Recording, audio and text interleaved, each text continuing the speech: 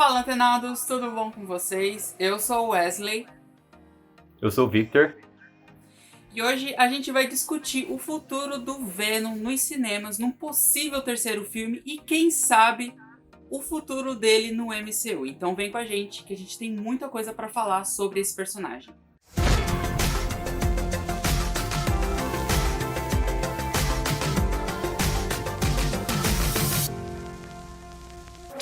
Nessa quinta-feira, estreia nos cinemas brasileiros Venom Tempo de Carnificina, a sequência do filme Venom de 2018, onde a gente vê o Venom enfrentando um novo simbionte, o Carnificina, que é o seu filho, e ele deixa várias pistas do que podem vir a acontecer num possível terceiro filme, além daquela cena pós-crédito que explodiu a cabeça de muita gente.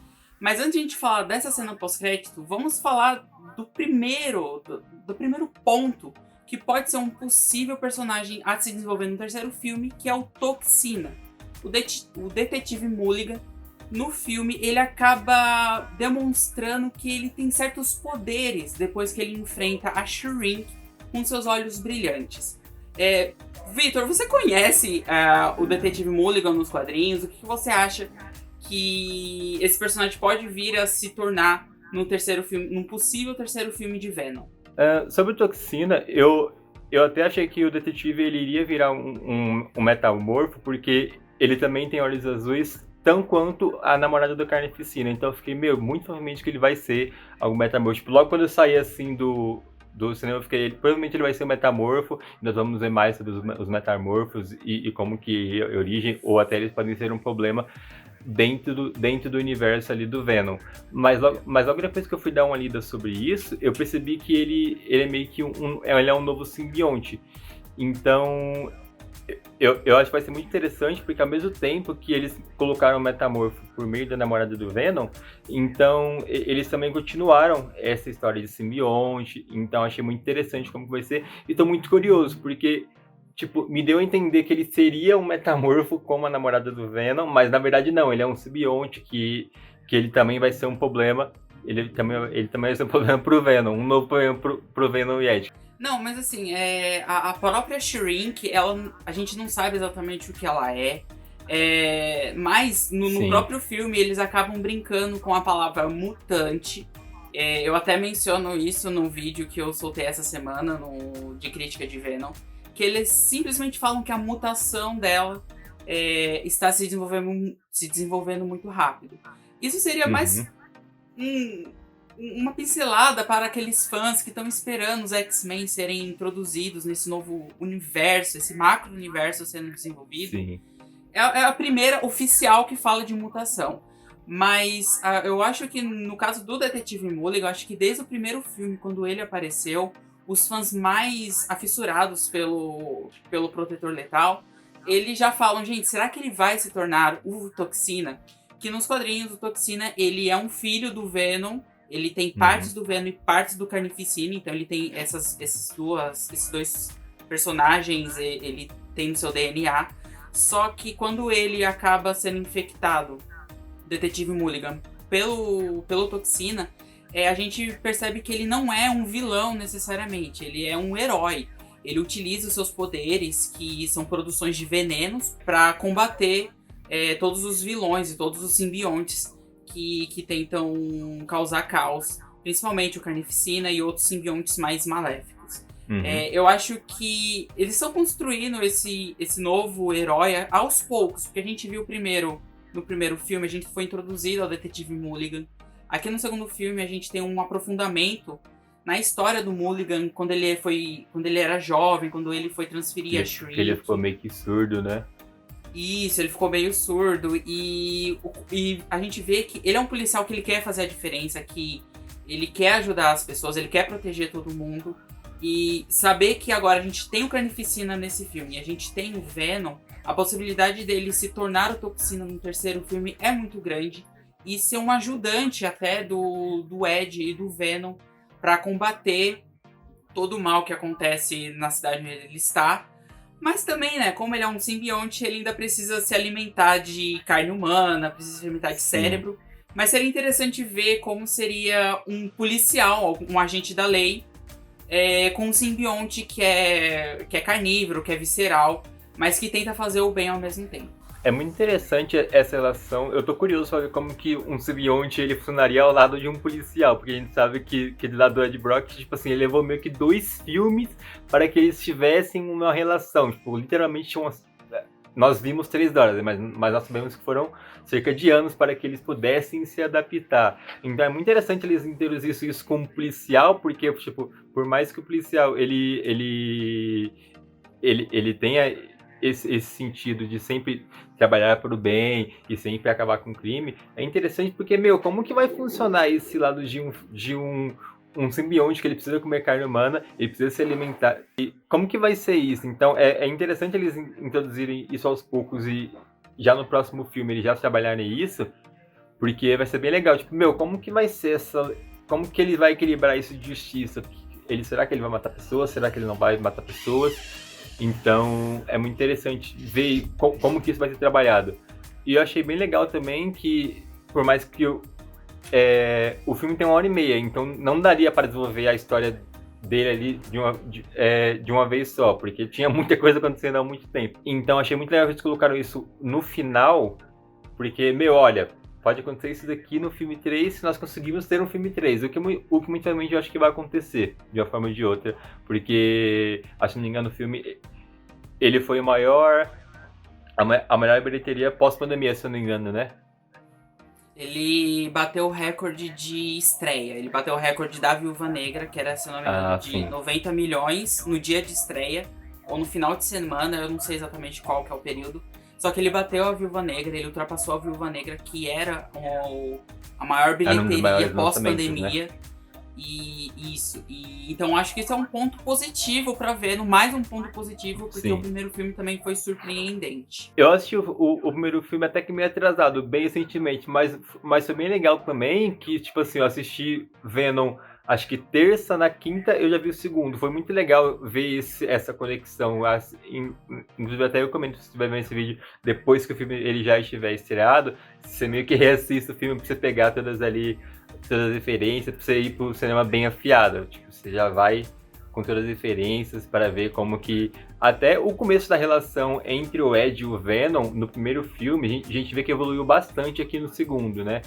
Então, tipo assim, ele evoluiu de uma forma muito bacana. Bom, continuando nesse assunto do terceiro filme, o diretor, o Andy Serkis, que é conhecido também por Planeta dos Macacos, e também dentro do MCU, como Ulysses Klaue, um dos principais vilões do Pantera Negra, ele dirige o segundo filme, Venom, Tempo de Carnificina, e recentemente ele deu uma entrevista falando que antes do Peter Parker conhecer o Ed e o Venom, ainda caberia mais um filme de mais um simbionte que estaria causando caos e o Venom precisaria resolver. Assim, antes da gente falar da cena pós-crédito, a gente vai precisar falar desse terceiro filme, porque com os resultados do primeiro final de semana, muito positivos para Venom, com certeza a Sony, daqui a algum tempo, ela vai anunciar o terceiro filme. Pode ser que o Andy Serkis possa voltar como diretor, ele esteja nesse projeto, mas vamos falar aqui dos possíveis vilões que possam estar no terceiro filme de Venom. E falar assim de Venom, a gente não simplesmente se limita aos próprios simbiontes, mas também tem outras coisas. Eu apontei 3, não sei se você conhece outros, você pode falar. Mas os 3 que eu apontei foi o Anti-Venom, que ele é uma versão quando o Ed Brock conhece o Senhor Negativo. E o Senhor Negativo usa os seus poderes para tentar curar o Ed que tá com câncer.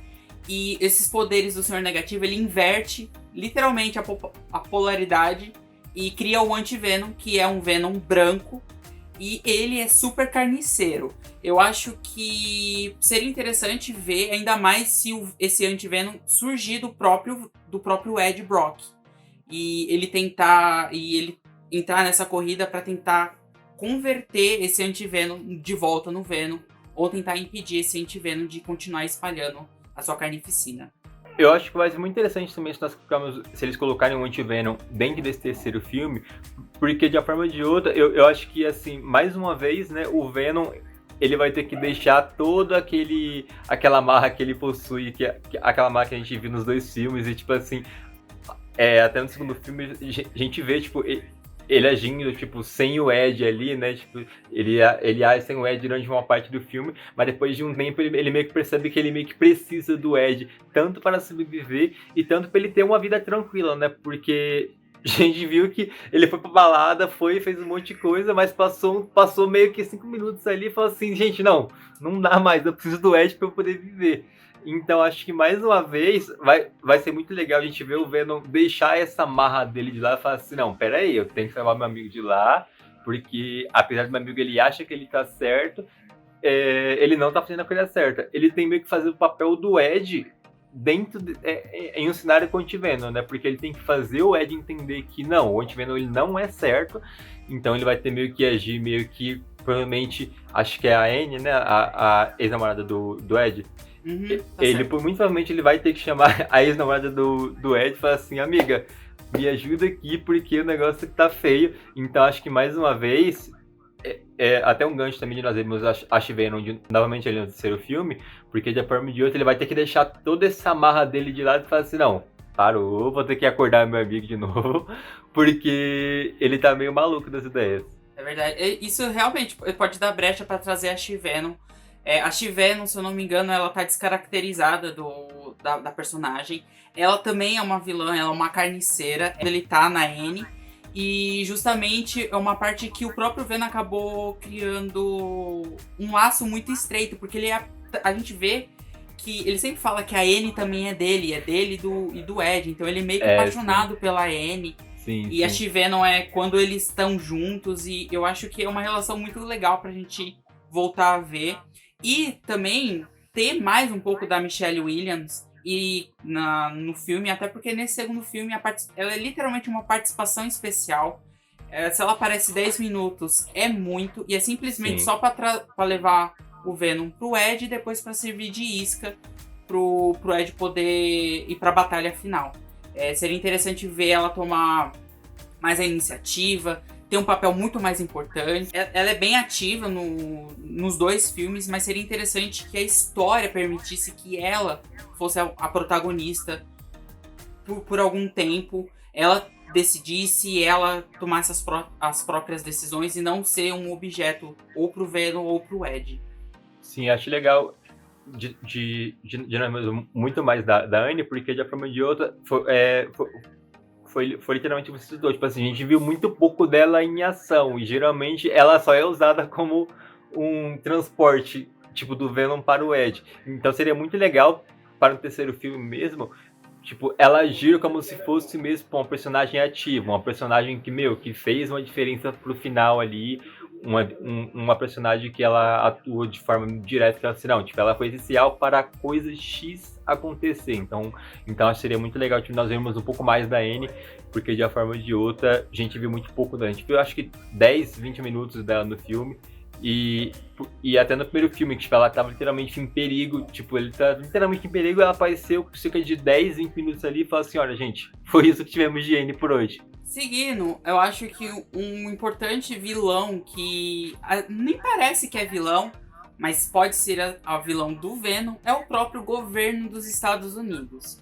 Nos quadrinhos, o próprio governo ele consegue pegar amostras de simbiontes e fazer experimentos com simbiontes e gerar diversos outros simbiontes, principalmente porque ele quer o controle dessa raça, que a gente vai falar um pouquinho daqui a pouco, que é uma raça muito poderosa e que, se encontrar o seu hospedeiro certo, confere cura instantânea, confere super força e várias outras habilidades, dependendo de como cada um simbionte vai se desenvolver.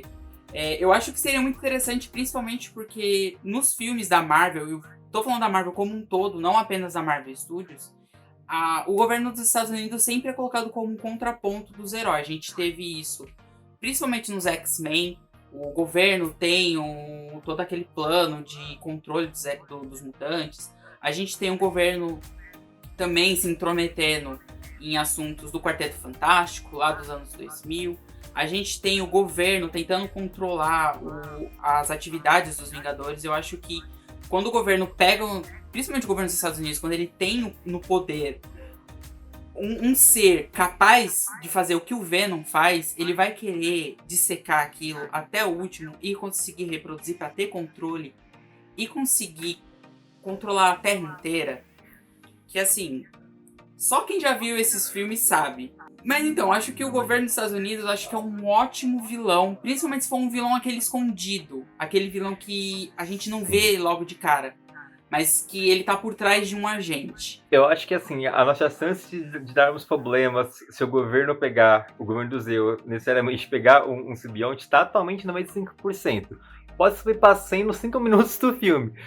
Porque um grande problema que nós podemos ter ali com o governo do Zeo sempre dominando é que eles sempre agem como se fossem mocinhos, mas o grande problema é que eles nunca são mocinhos. Eles sempre agem, a gente sempre viu nos filmes ali, eles falam assim, não, mas eu tô agindo aqui por uma força maior. Mas essa força maior é muito diferente do que a gente imagina. Tipo, eles querem fazer... Até no primeiro filme mesmo, que nós vimos que, bem quando os simbiontes, eles vieram aqui para a Terra, tipo, eles tentaram primeiramente unificar e achar o hospedeiro correto e tivemos diversos problemas. Então eu vejo muito se o governo de Zeo, eles pegarem esses simbiontes para realizar teste, é literalmente gente morrendo, adoidado, diversas mortes sendo ocultadas por conta de erros dele, porque a gente sabe que até chegar na arma final, tipo, naquele simbionte perfeito e correto, vai dar muito problema. E o grande ponto é que assim, olha, nós estamos agindo para curar doenças, mas quantas mortes que aconteceram até chegarem nesse negócio?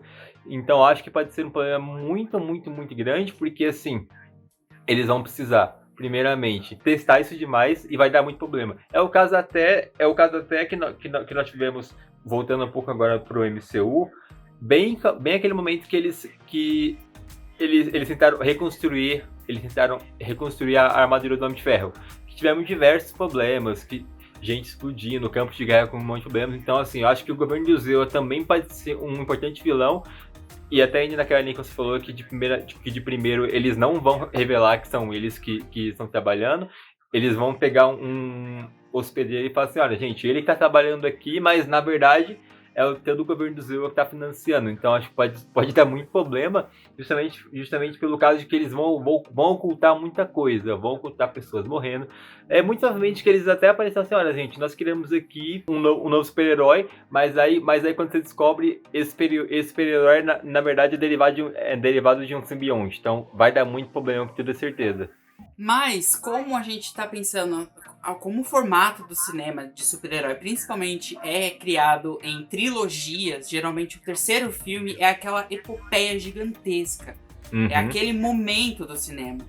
E um dos vilões, ou um dos contrapontos muito interessantes que seria ver nos cinemas, seria eu preciso até ler porque é complicado. Os Clinters, que são a espécie do Venom. Todos os simbiontes, eles são chamados de Clinters. E nos quadrinhos, o Venom, ele protege a Terra, literalmente, de todos os simbiontes que vêm do espaço tentar fazer da Terra o seu novo, vamos ver assim, o seu novo banquete. Que ele vai se banquetear aqui na Terra. Então eu acho que seria até interessante introduzir os Clinters, até uma guerra dos Clinters, seria muito legal. Simbiontes. Até mesmo pra gente ver a origem do Venom, a origem dos outros simbiontes, ver como essa raça, como por exemplo os Kree, os Skrulls, os Deviantes, os Eternos que vão ser introduzidos, como eles se organizam, quais são as motivações deles. A gente sabe que é comer cérebros de várias espécies, mas seria interessante ver chocolate. Como eles são, como essa espécie seria interessante, e ver como o Venom, até mesmo no primeiro filme, é comentado que o Venom, ele não é um simbionte, um Clinter muito importante. Ele é ralé entre os Clinters. Ele é aquele deixado de lado, né? Exato. E ele já viu que aqui na Terra, com o Ed Brock, ele consegue ser muito poderoso.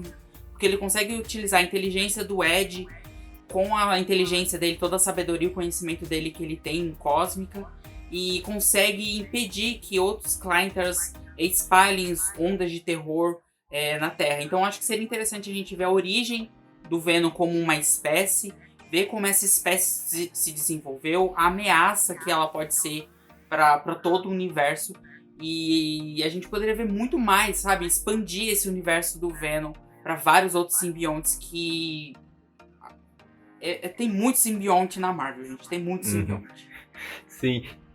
Até o ponto legal que você citou seria da origem tanto dos Clinters, mas até ver por que o Venom ele era deixado de lado pela própria espécie dele, né? Porque a gente sabe que, assim, desde 2007, lá quando lançaram aquele Homem-Aranha 3 com o Tobey Maguire, a gente não sabe muito sobre isso. A gente sabe que, assim, ele veio do espaço, ele se encontrou ou com o Peter Parker ou com o Ed Brock, mas ao mesmo tempo, nos filmes que o Venom aparece, ele não foi citado por que ele foi chutado de lá, ou por que nem você falou, tipo, ele é deixado de lado pela espécie dele, mas beleza, por que aconteceu isso? Então seria muito legal ver, olha, a gente faz um flashback ali de uns 10 minutos e entende por que ele foi deixado de lado e por que e até mesmo a motivação. Pode acontecer, por exemplo, olha, aconteceu um problema lá no planeta deles e eles estão vindo para cá por algum motivo. Então seria muito legal ver a origem de todos os simbiontes, tem diversos simbiontes na Marvel. Então seria muito legal, tipo, a gente voltar um pouco lá no planeta dos simbiontes e olha, não. Então realmente eles têm uma motivação. Porque falta uma motivação deles virem, do porquê que eles virem para cá, né? A gente sabe que do primeiro filme do Venom foi meio que uma experiência que eles acharam os simbiontes na galáxia e depois eles vieram pra Terra. Mas, beleza, tem muito mais simbiontes. Então, o que aconteceu? Por que eles deixaram o Venom de lado? Por que o Venom, por exemplo, porque a gente conhece o Venom como um personagem muito forte. Tem marra, ele gosta de ter uma opinião própria sobre tudo. Então, por que ele foi deixado de lado pela espécie dele se o Venom que nós conhecemos aqui, ele é muito... Como que eu posso dizer? Tipo, ele tem essa aparência de forte, durão, né? Então tipo, claramente eu deixaria ele ser o líder da minha vida, porque ele sabe liderar muito que vem. Então seria legal por que ele foi deixado pela espécie dele, porque, se ele é um líder bom e ele também ele quer evitar problema para quem ele gosta, por que ele foi deixado de lado? Então seria muito legal ver isso de ser o filme e essa origem.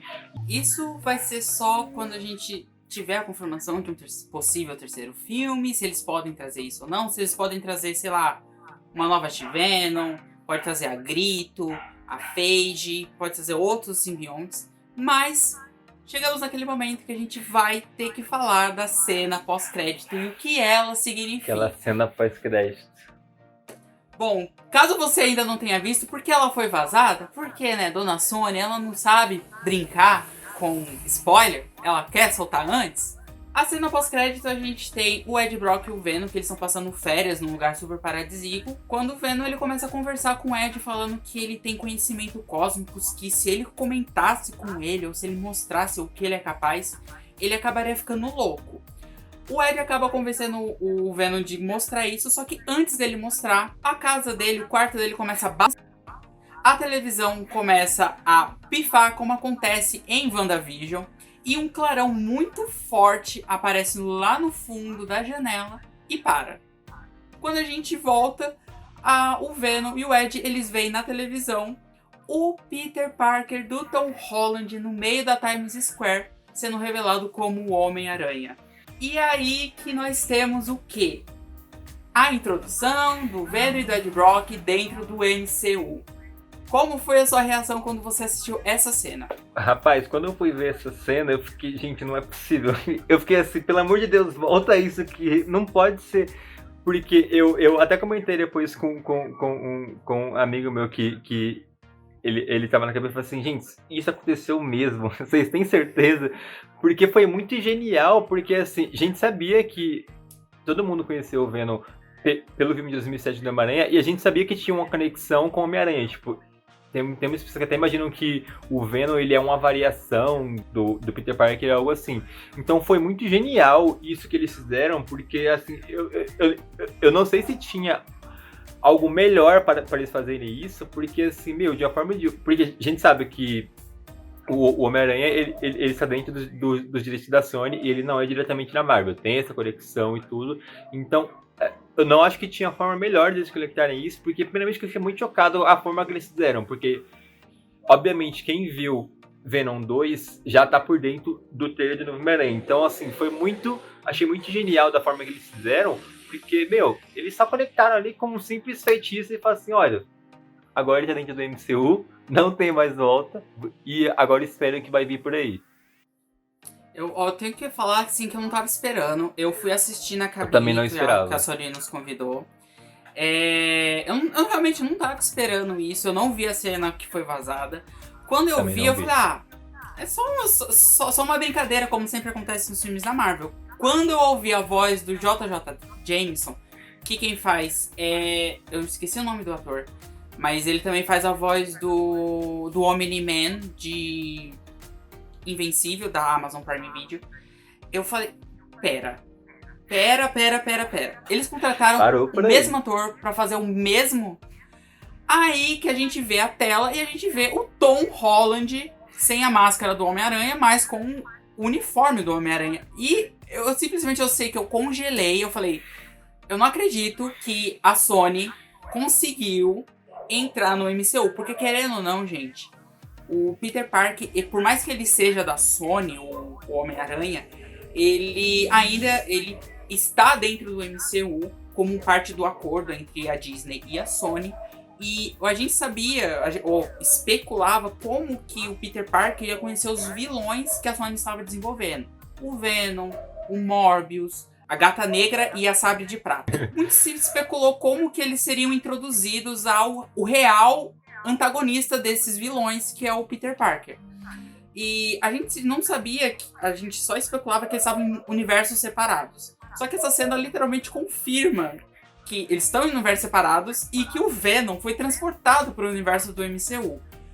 Ele pode vir a aparecer no terceiro filme do Homem-Aranha? 50% de chance que sim. Sim, também acho que ele vai aparecer. Lá. E o Venom, a gente querendo ou não, ele é um dos principais vilões emblemáticos do Homem-Aranha, junto ao lado, por exemplo, do Duende Verde e, mais recentemente, do Dr. Octopus, principalmente por causa do segundo Homem-Aranha lá dos anos 2000, com o Tobey Maguire, que ficou muito marcado. Então esses três vilões do Peter Parker, eles são muito emblemáticos para a imagem do Homem-Aranha. E eu achei assim, foi genial e foi inesperado. E eu sinto realmente que o primeiro filme, o sucesso que ele foi, ele arrecadou mais de 800 milhões de dólares ao redor do mundo. Não foi uma coisa que a Sony esperava, não foi uma coisa que a Marvel, como empresa grande, esperava. Sim, com certeza. Isso chamou a atenção da Disney e também da Marvel Studios. E agora a gente já tá vendo, já tá sendo literalmente comprovado lá fora, que o Venom 2 também tá fazendo ainda mais sucesso do que o primeiro e conseguindo quebrar recordes pós-pandemia. E isso só induz que, com certeza, a Disney quer essa fatia desse bolo, desses fãs de Venom, para eles. Então, eu acho que foi assim, foi uma jogada de marketing muito boa, foi uma jogada genial. Ele ainda existe no universo dele, então em algum momento a gente vai ver o Venom voltando pro seu universo para continuar a sua história. Mas eu acho que a gente com certeza vai ver o Venom em Homem-Aranha Longe de Casa, sem volta para casa, que é o filme que eu tô com menos expectativa por causa que tá muito chato, porque tá todo mundo falando e não sabe falar de outra coisa senão o Homem-Aranha.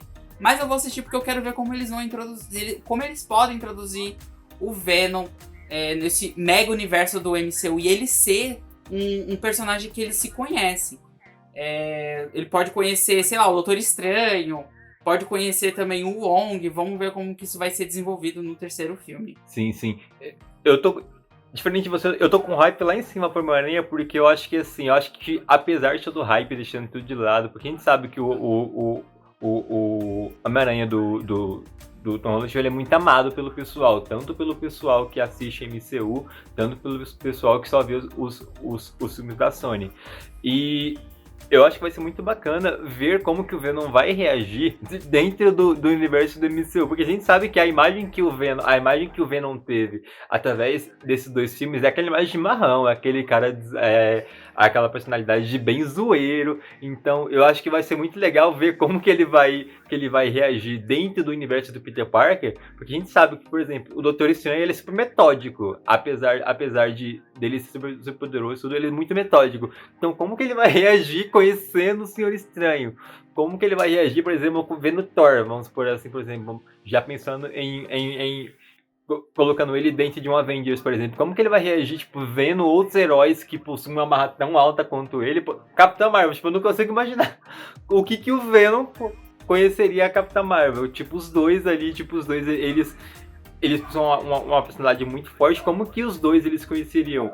Eu também acho que ele, em algum momento ele vai voltar pro universo dele, então essa conexão que fizeram vai ser temporária, porque de uma forma ou de outra, eu acho que o Venom, apesar de muita gente conhecer o Venom pelo filme de 2007 do Homem-Aranha, ele já tem uma certa independência, tipo assim, ele tem um universo dele, tipo, eu acho que eles conseguiram, o pessoal da produção dos novos filmes, eles conseguiram fazer com que o Venom tivesse o universo dele, tipo, ele não depende mais do Homem-Aranha, ele não depende mais de.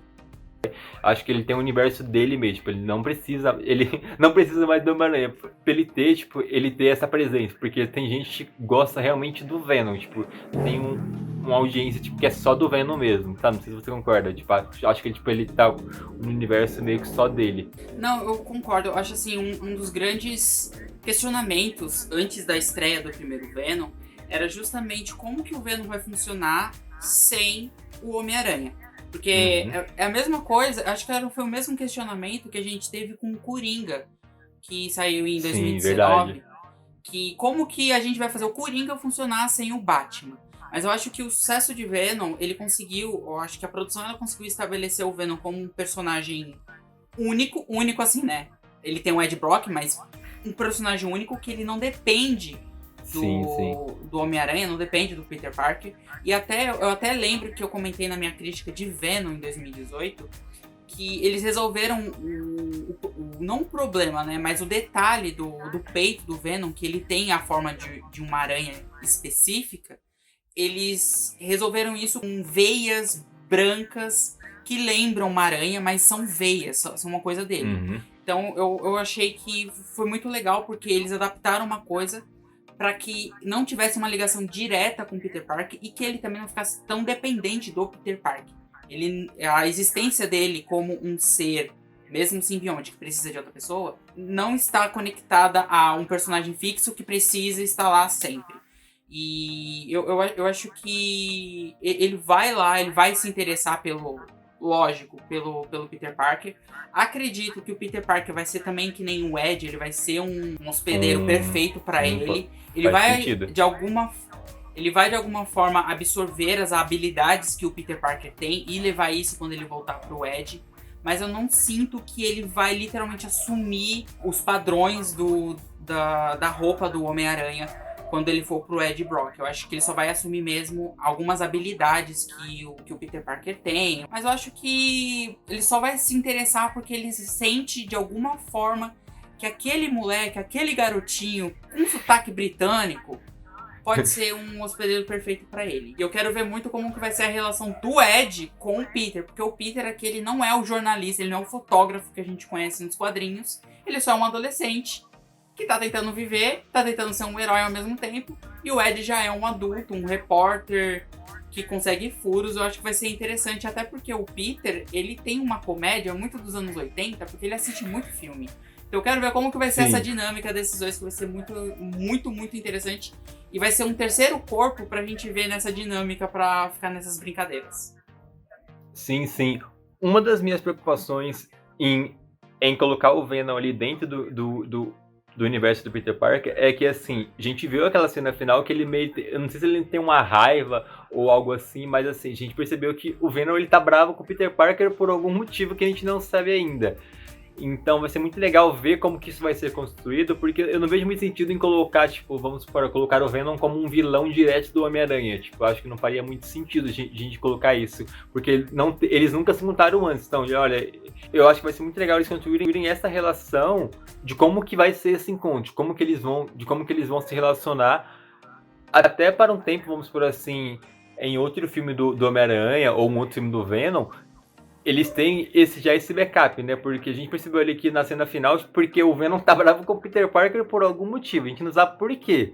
Então, vai ser muito interessante ver como que isso vai ser construído do zero mesmo, porque apesar de eles terem se contado lá em 2007, aqueles eventos eles não são considerados canon, então de uma forma ou de outra, então agora é que eles vão se encontrar, então vai ser muito legal agora. Eu já passo do princípio que eu sinto que de alguma forma, acho que eles quiseram mostrar nessa cena pós-crédito, é que não que o Venom está com raiva, mas de alguma forma o Venom ele sente quando um humano ou alguma espécie é compatível com ele começa a ter interesse por ele, do tipo, ele achar aquela pessoa muito interessante porque ele quer ficar perto. Pode ser uma forma de mostrar que ele sente que o hospedeiro, a pessoa em si, é um potencial hospedeiro perfeito para ele. Então eu acho que seria mais ou menos... Eu senti isso quando eu assisti, quando ele toca aquela tela, vendo o rosto do Peter Parker, do tipo, dois amantes que foram separados.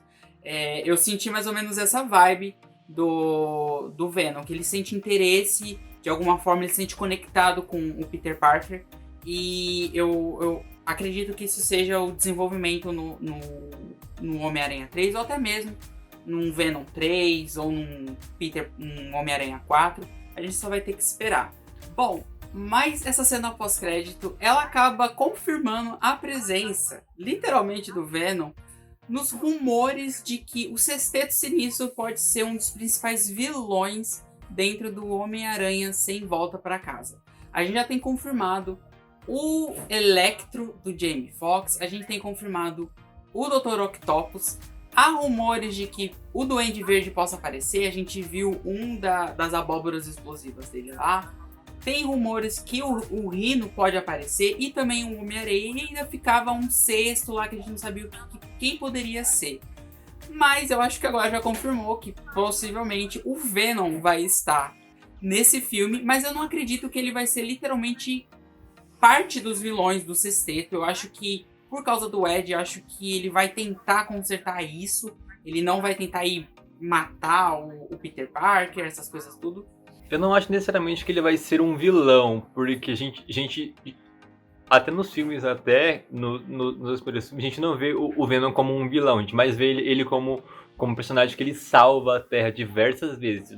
Nos dois filmes que nós tivemos do Venom, a gente sempre viu o Venom, apesar dele ser apresentado em 2007 como um vilão, necessariamente, eu não acho que nesses dois filmes nós tivemos meio que uma rendição do Venom. Tipo, ele não tem mais esse papel de vilão. Ele ainda mata pessoas, ele ainda precisa matar para viver, mas ao mesmo tempo eu acho que nesses filmes eu acho que ele não vai ser necessariamente vilão. Eu acho que ele vai chegar a brigar com o Peter durante algum momento, ou ser um hospedeiro, que nem você falou, mas um vilão necessariamente do CC Sinistro eu acho que não, até por conta do Brock mesmo, porque a gente sabe que o Ed Brock, ele é uma pessoa que ele tem um certo controle com o Venom, tipo, ele tem essa conversa do Venom, essa parceria que ele tem com o Venom.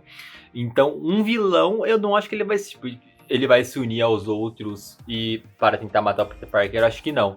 Eu acho necessariamente que ele pode vir a brigar a partir do momento que ele vira o Peter Parker por algum motivo, mas um vilão necessariamente que vai matar ele, vai se juntar pra tentar matar ele, eu acho que não, porque até nos dois filmes a gente não viu o Venom como um vilão necessariamente, a gente viu ele como um simbionte que ele quer viver de boas na Terra, tranquilamente, sem problemas nenhum, tipo, ele quer passar aqui a estadia dele na Terra muito bem, então não acho necessariamente que ele vai ser um vilão. Eu acho que ele pode vir a brigar com o Peter por algum motivo, porque ele vai estar em um universo completamente novo, certamente ele vai ter problemas com o sol da Terra daqui, então, mas ser um problema para o Peter Parker, eu acho que realmente não.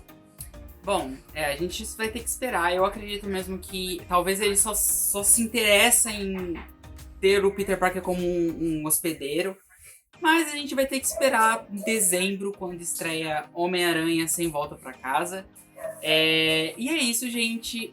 A gente vai encerrar por aqui. Se você chegou até aqui, muito obrigado por acompanhar a gente até aqui. Não se esqueça de comentar aqui embaixo o que você acha que vai ser do futuro do Venom, tanto no seu universo, quanto no possível universo do MCU dentro do Marvel Studios. Não se esqueça de compartilhar esse vídeo com seus amigos que gostam de Venom, gostam de Marvel e estão loucos para saber como que ele vai ser introduzido no MCU. Curta esse vídeo para ajudar a gente a crescer aqui no YouTube. Não se esqueça de se inscrever e ativar o sininho para receber as notificações dos próximos vídeos. No final desse vídeo eu vou deixar alguns vídeos indicados para você acompanhar outros vídeos que a gente já fez aqui. Até a próxima! Até a próxima!